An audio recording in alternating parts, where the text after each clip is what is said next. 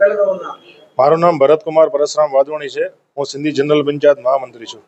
ભરતભાઈ, ખાસ તો જે રીતના આખી જે ઘટના બની છે, ભાવનગરના 5 સિંધી સમાજના લોકોના મોત થયા છે, ક્યારે આ લોકો ક્યાં હતા, કઈ રીતે દુર્ઘટના બની છે, શું કહેશો? અહીંયાથી ભાવનગરથી અમારા સિંધી સમાજના એક પરિવાર જે આખું 9 જણાનું મનાલી પ્રવાસ કરવા માટે ગયેલા હતા, તે અહીંથી 4 તારીખે અહીંયાથી નીકળ્યા હતા। ત્યારે ગઈકાલે રાત્રે 2:30 વાગે મનાલી પાસે એક કાર દુઃખદ ઘટના બની છે, એક્સિડન્ટ બન્યું છે। તેમાં 5 જણાનું દુઃખદ અવસાન થયેલ છે અને 4 જણા અત્યારે સારવાર હેઠળ મનાલી હોસ્પિટલમાં એડમિટ છે। આજે ઘટના છે, કેટલા લોકો માર્યા ગયા છે અને એની અંદર બાળકો કેટલા હતા? તેમાં 5 જણાનું અત્યારે દુઃખદ અવસાન થયેલું છે, 4 જણા અત્યારે સારવાર હેઠળ છે। એમાંથી 1 થી 2 બાળકોનું દુઃખદ અવસાન થયેલ છે। આજે લોકો ગયા હતા, એમાં એક ભાવનગરના આગેવાન પણ હતા, જે સામાજિક કાર્ય સાથે પણ જોડાયેલા હતા। લલિતભાઈ ફતનાણી જે છે તે સિંધી સમાજ છાપરુ પંચાયત સાથે સોશિયલ વર્ક કરતા હતા અને ખૂબ જ સારી પ્રવૃત્તિઓ સમાજ માટે કરતા હતા।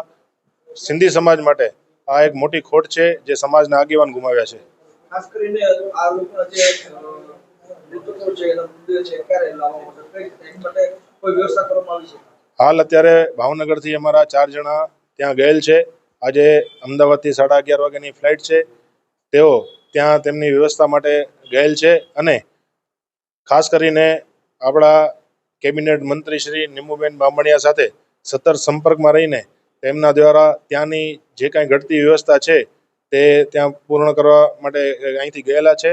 એમને સતત તેઓ અમારા પ્રમુખશ્રી સાથે અને સમાજ સાથે સંકલનમાં છે।